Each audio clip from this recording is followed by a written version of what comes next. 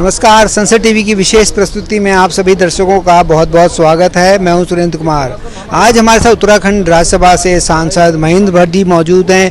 महेंद्र जी, संसद टीवी पर बहुत बहुत स्वागत है आपका। बहुत धन्यवाद। पहला सवाल, आपका 1 साल का कार्यकाल पूरा हो रहा है राज्यसभा में, आपने क्या देखा, क्या समझा कि स्टेट के लिए काम करने के लिए संसद की भूमिका को कितना अहम मानते हैं?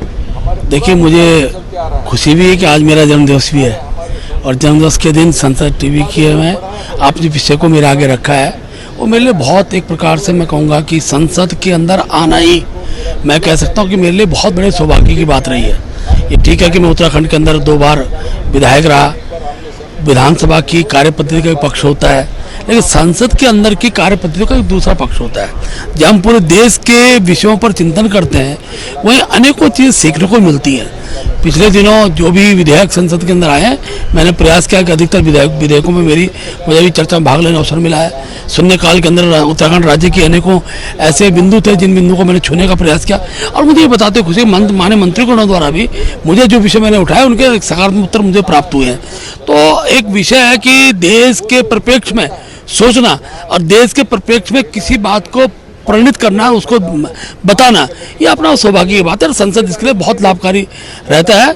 और सदन के अंदर जिस प्रकार का जो नेतृत्व है, आज खास तौर पर प्रधानमंत्री नरेंद्र मोदी जी ने जिस प्रकार से विकास को अब लोगों को दिखने के लिए पहुंचा दिया है।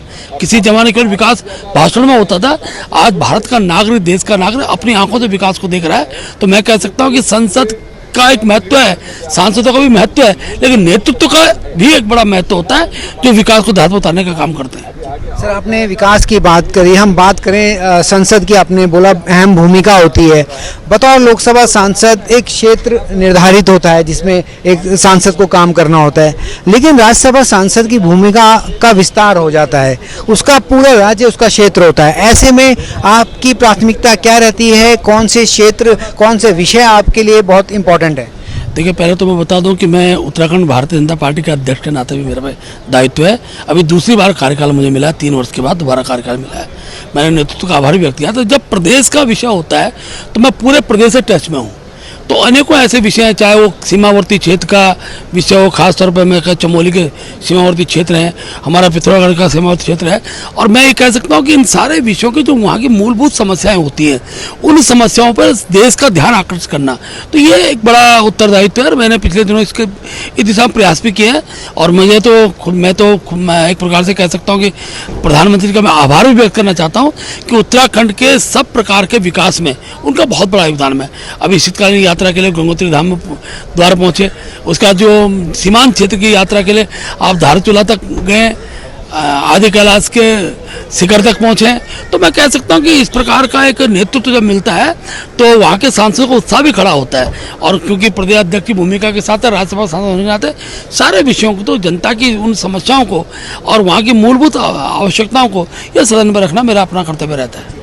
सर, आपने बात की जो कर्तव्य आप निभा रहे हैं, हम बात करें उत्तराखंड की, तो अध्यात्म और पर्यटन इसकी कोण में है। ऐसे में आप बतौर राज्यसभा सांसद, प्रदेश अध्यक्ष की जिम्मेदारी आपकी बहुत अहम है। ऐसे में बतौर राज्यसभा सांसद केंद्र और राज्य के बीच में आप कड़ी की तरह काम करते हैं, राज्य की भूमिका आपकी अलग है। ऐसे में कौन से ऐसे विषय आपको लगते हैं जो उत्तराखंड को पर्यटन, अध्यात्म की दृष्टि से आगे बढ़ाने में इम्पोर्टेंट है? देखिए, उत्तराखंड जहाँ देवभूमि के रूप पहचानी जाती है, तो मैं कह सकता योग भूमि भी उत्तराखंड हो गया। आध्यात्म के साथ योग, योग के साथ आयुर्वेद, ये 3 विषय उत्तराखंड के लिए बहुत महत्वपूर्ण हो गए हैं। आज हमारे दूर जाके जिन खेतों में हम कहते थे कोई उपज नहीं हो पाएगी, आज जड़ी बूटी का केंद्र बाबा रामदेव ने जिस प्रकार से राज्य के अंदर एक जड़ी बूटी के क्षेत्र में, आयुर्वेद के क्षेत्र में जो गुणात्मक काम किया है, हमारे परमार्थ निकेतन के संत जी ने योगा को जिस प्रकार से स्थान दिया है, तो आज मैं कह सकता हूँ मन की शांति के लिए, धन से, संपदा से शांति प्राप्त नहीं हो सकती, मन की शांति का बड़ा एक स्थान है और वो देवभूमि बनता जा रहा है।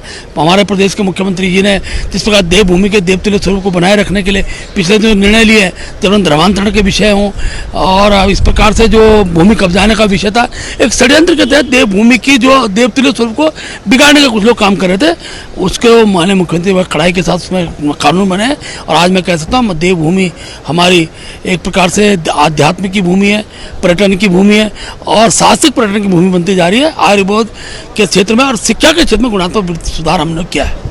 अगर हम बात करें, आपने कहा शिक्षा के क्षेत्र में गुणात्मक व्यवहार हुआ है, आप बढ़ा रहे हैं काम को।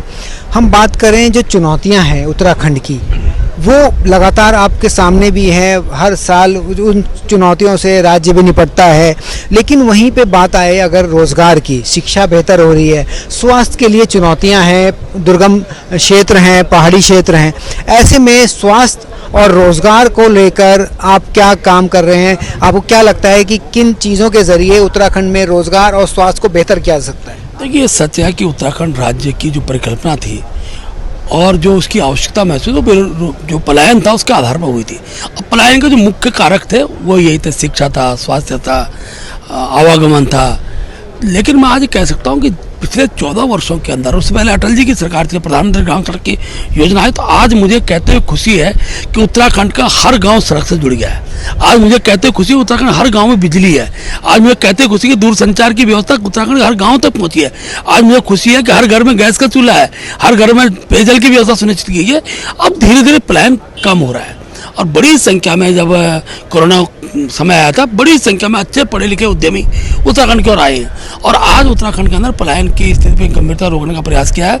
जहाँ तक विकास स्वास्थ्य संबंधी विषय, तो मैं कह सकता हूँ कि ऋषिकेश एम्स अटल जी ने दिया, अभी हल्द्वानी के अंदर एम्स के सब केंद्र की निर्माण हो रहा है।